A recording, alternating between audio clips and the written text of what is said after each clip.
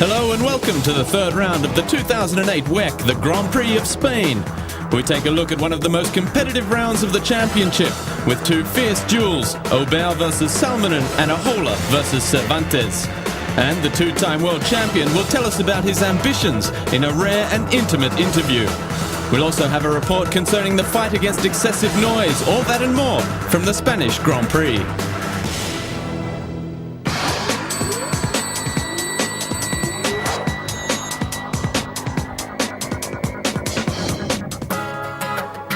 Today we come to you from the town of Sitges, south of Barcelona.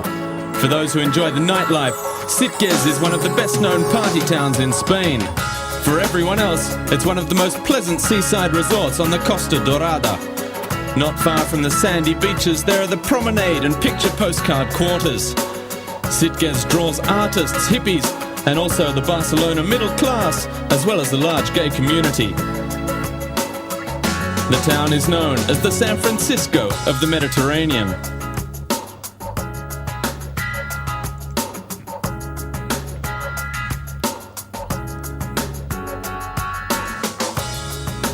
Just off the beach, the paddock for the third of 8 rounds has a tranquil feel about it after the hectic Portuguese Grand Prix a week earlier, and the WEC community was making the most of the laid-back atmosphere.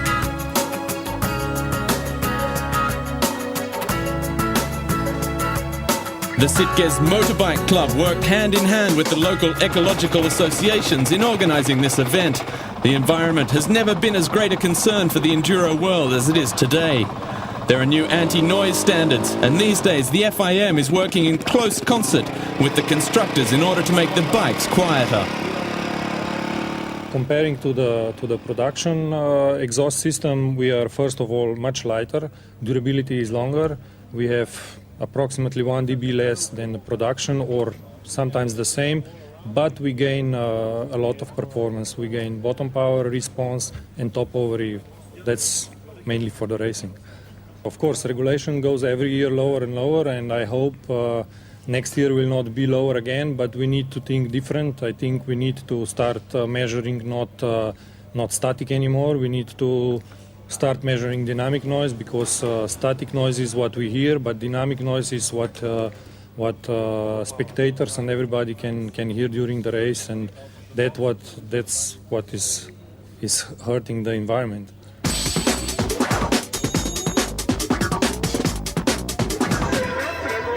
The deluge that was the Grand Prix of Portugal was a distant memory on day one, where constant sun and plenty of dust was forecasted for the 11 time sectors and 7 hours of riding.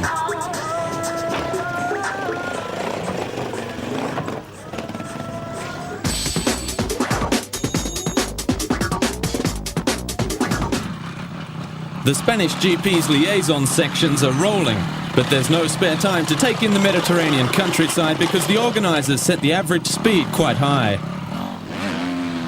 The dry and compact terrain suited England's Darrell Bolter, who finished a respectable 8th place on his Husqvarna.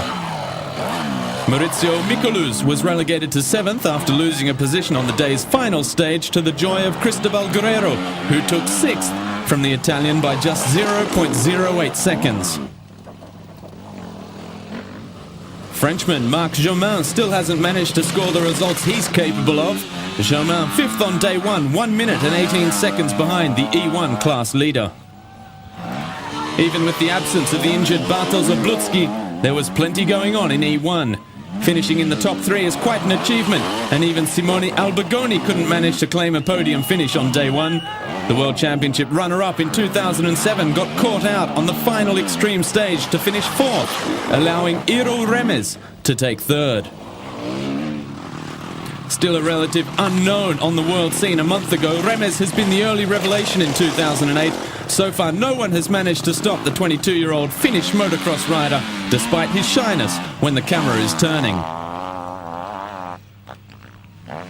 This is very good, because this is my first year in the World Championship Series. I'm training with Juha Salminen and Marco Tarkkala in Spain, and that's helped very lot of me.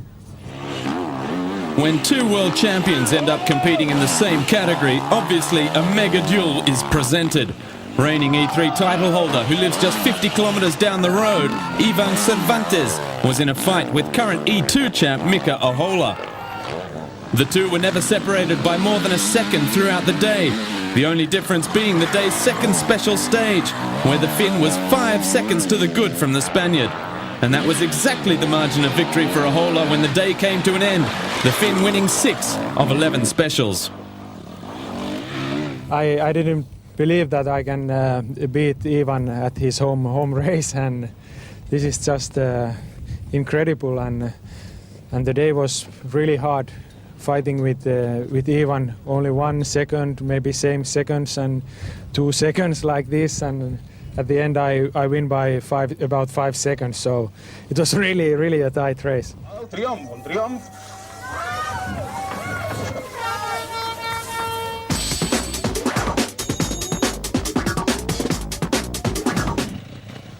To Enduro 2 and what has become the traditional Aubert-Salminen duel.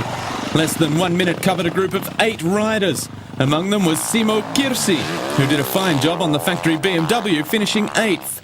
Taking 7th and 6th were 2 dry terrain specialists, former motocross racers Alex Zani in 7th and Fabrizio Dini in 6th.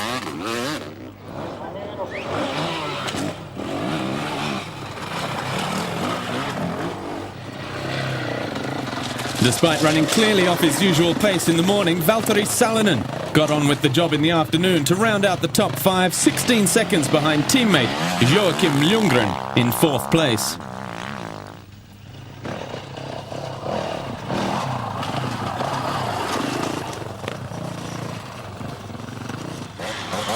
Alessandro Bellometti stepped onto the day 1 podium in 3rd. Not many errors from the Italian, though he did lose time on the final timed sector, and it was enough to cost him a spot in the standings. Like Bellometti, Antoine Mayo has made the transition from motocross. He doesn't have the same level of experience as Bellometti, but he ran harder and faster. The factory Husqvarna rider took the runner-up spot in E2, even though he knows there's more work to do. On a un peu des soucis de châssis. We had a problem with the chassis and the engine began to overheat. We have to work on this to be even better in the future races. Like in Portugal the week before, the battle for the win came down to Juha Salminen and Johnny Aubert, who were clear of the rest of the field by 1 minute and 21 seconds. The two were never more than a second apart throughout the day, with Salminen a slight edge. A mentally and physically draining situation that came to a head on the final lap where the Finn dropped out with gearbox trouble.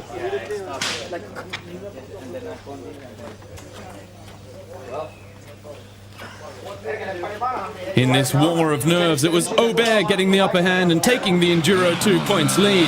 We'll have to wait until the end of the season, but Salminen's retirement could be a major turning point in the 2008 WEC.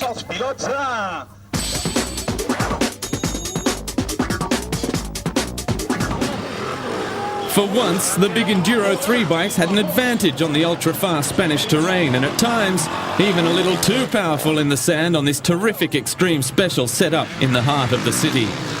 It was a difficult day for Germany's Markus Kerr, who was given a 1-minute penalty. Sitting 11th was Anders Eriksson, 10th came Alex Baturi, while Bjorn Carlsen came in 9th.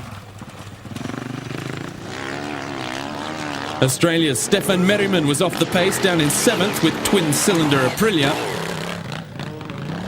Spain's Xavi Galindo ran one of his strongest days to date this year and pleased the Catalan fans with a top 6 finish.